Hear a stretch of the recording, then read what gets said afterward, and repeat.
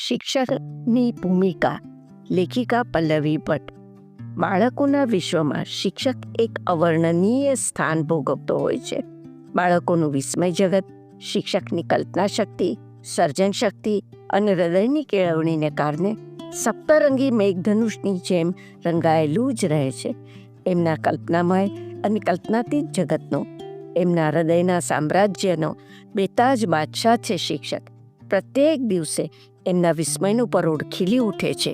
બાળમંદિરના મંજીરાના તાલે કે એમના ટીચરે ગાયેલા બળબડ ગીત, જોડકણા અને વાર્તાઓના શબ્દે શબ્દે જાણે 7 સમંદર પારના દેશોના કિલ્લા અને કાંગરાઓના કમાડ ખુલી જતા હોય છે. અને બાળમંદિર હોય કે પ્રાથમિક શાળા હોય, એના શિક્ષિકા કે શિક્ષક એમની કોમળ આંગળી પકડીને આખા વિશ્વના દર્શન કરાવી દેતા હોય છે. ઇતિહાસનો એક કિસ્સો અહીં યાદ આવે છે. મુગલે આઝમ ઔરંગઝેબે શાહજહાંને કેદ કર્યા પછી એક દિવસ પૂછ્યું કે કેદમાં આખો દિવસ શું કરશો? ત્યારે શાહજહાંએ કહ્યું, હું બાળકોને ભણાવીશ. ઔરંગઝેબે કહ્યું, અબ્બાજાન, આપકે દિમાગ સે અભી તક બાદશાહત કી બૂ નહીં ગઈ.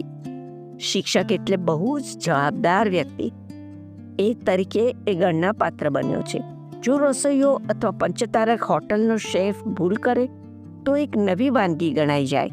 કોઈ દરજી કે ફેશન ડિઝાઇનરની ભૂલ થાય તો નવી ફેશન ગણાઈ જાય. વકીલોને તો પોતાની ભૂલ છુપાવવા કાયદાની અનેક છટકબારીઓ મળી જાય છે. પરંતુ શિક્ષક જો ભૂલ કરે તો એ તીવ્ર ગ્રહણ શક્તિવાળા 50 થી 70 બાળકોના મનમાં ન ભૂસી શકાય એટલી હદે અંકાઈ જાય છે. તેમના કાળજે કોતરાઈ જાય છે. ગમે તેવા મોટા મહાન મહાનુભાવોને પૂછો કે તમને બાળપણમાં સૌથી વધુ કોણ ગમતું? એમને એમના શિક્ષણ કાળમાં કયા શિક્ષકો સૌથી વધુ યાદ રહ્યા છે? તેઓ કહે છે, જે શિક્ષકે અમને ચડ્ડીની નાડી બાંધતા, બૂટની લેસ બાંધતા અને કક્કો અને બારાખડીના અક્ષરો લખતા શીખવ્યું, એ શિક્ષકો હજી ભૂલાતા નથી. એટલે જ શિક્ષક બનવું સહેલું નથી. એકવાર બાળમંદિરમાં નવા આવેલા શિક્ષિકાબેન ફળોનો પરિચય આપતા હતા. બાળકો સામે એક એક ફળ બતાવતા હતા. આ સફરજન છે એમ કહેતા એમની આંખમાં કંઈક વિચિત્રતા દેખાય. જુઓ બાળકો, ગોળ ગોળ સફરજન. આમ બોલતા એમણે સફરજન બતાવી ગોળ ગોળ હાથની આંગળીઓના અભિનય દ્વારા બતાવી. પણ એમનું વિચિત્ર હાસ્ય સમગ્ર વર્ગમાં વેરાઈ ગયું. આ કેળું, હા હા હા હા હા, આ ચીકુ, આ દ્રાક્ષ, હી હી હી હી. એ બધું જોનારા આચાર્ય બેને એમને વર્ગ પત્યા પછી બોલાવ્યા અને કહ્યું, બેન, આ હરકત, તમારી આંખોના વિકૃત ભાવો, આ વિકૃત અભિનય, આ ન ચાલે. અને નાના બાળકો પાસે તો કદી નહીં. તમે ફળ બતાવતા હતા અને નહીં કે શરીરના અવયવ. તમારી સેવા પૂરી થઈ ગઈ. કાલથી તમે ન આવતા. શિક્ષિકાબેનને આઘાત તો ખૂબ લાગ્યો હશે, પરંતુ તેઓ કંઈક પદાર્થ પાઠ શીખ્યા હોય તો સારું. બાળકોને ભણાવવા જરાય સહેલા નથી. અને એમાંય સાવ નાના બાળકો તો ઘણીવાર આપણા મોટાઓની આકરી પરીક્ષા લઈ લેતા હોય છે. પવન જેવા ચંચળ, એક પણ જગ્યાએ વધુ વાર બેસી ન શકનારા, એક ક્ષણ પણ સ્થિર ન થનારા, સતત ક્રિયાશીલ રહેનારા, અત્યારની ચાલુ ભાષામાં કહીએ તો બધા જ હાઈપર રહેનારા 50-60 બાળકોને સંભાળવા જરાય સહેલા નથી.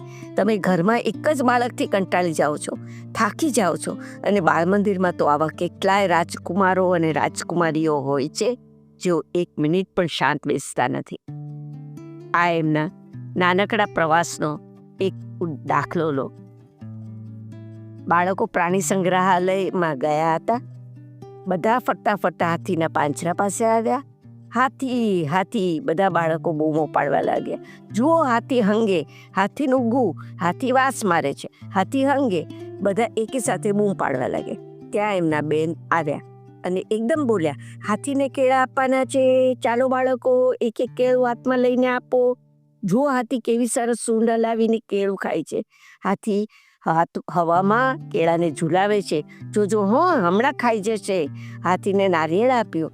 નારિયેળ પણ ઉછાળીને પગની નીચે દબાવીને તોડે છે અને રમાડતા રમાડતા કેવો ખાય છે. બધા બાળકો જોવા લાગ્યા, મને કેળું, મારે હાથીને ખવડાવવું છે.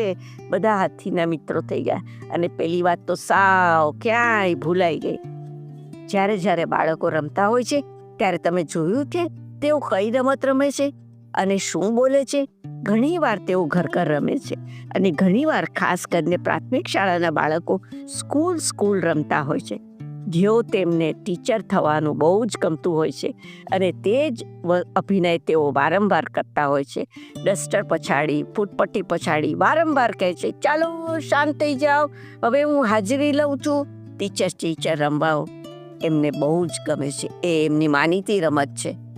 બાળકોના મન અત્યંત ગ્રહણશીલ હોવાથી પ્રત્યેક પ્રસંગે કંઈક ને કંઈક શીખતા અનેક સંસ્કારો સંગ્રહે છે. એ બાળકોના વિશ્વમાં ધીરે રહીને જેમ પરિપ્રવેશી જાય, બાળકોને પોતાના પ્રદેશમાં હળવેથી પ્રવેશ કરાવીને ઉડી જાય, એમ શિક્ષિકા એમના ગણિત, વિજ્ઞાન, ઇતિહાસ, ભૂગોળ અનેક ખંડો, ઉપખંડો, જંગલો, ઝાડીઓ, દરિયાઓ અને રણ પ્રદેશોમાં પ્રવેશ કરાવીને દૂર સરી જાય છે. ભૂરા આકાશમાં સોનેરી રંગની આભા ફેલાય એવી એમની આંખોમાં ધીરે સમજણનો ઉદય થાય છે. સમજણનો સૂર્ય ઉગે છે અને સીમાઓ વિસ્તરે છે. દૂર અફાટ સાગરમાં, દૂર ક્ષિતિજોને આમતા હંસ કે ગરુડની જેમ તેમના અનુભવો, સમજણ, જ્ઞાનને બધું વિસ્તારીને જીવન પલટી નાખે છે.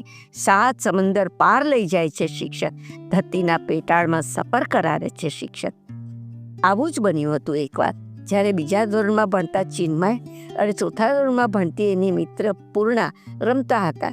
એકાએક ચિન્મયે બૂમ પાડી, જો પૂર્ણા, તે અને મેં વાવેલું બીજ સફળ થયું. ચિન્મયને મોટા શબ્દો વાપરવાની નાનપણથી જ ટેવ.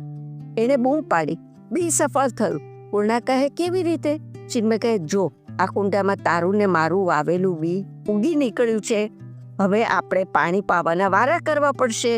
એમને ખબર નહોતી કે અમે શિક્ષકો છુપી રીતે એમનો ખેલ જોતા હતા. પરંતુ આ સાંભળ્યા પછી અમે ખડખડાટ હસી પડ્યા. ગંદકી અમારા મનમાં હતી, જ્યારે બાળકોના મનમાં આવું કંઈ ન હતું કેવળ કુતૂહલ. શું બાળકોને નિષ્પાપ પવિત્ર દુનિયામાં આપણને પ્રવેશ કરવાનો અધિકાર છે? શું આપણે એ નિર્દોષતાને કલુષિત નથી કરી નાખતા જાણે અજાણે?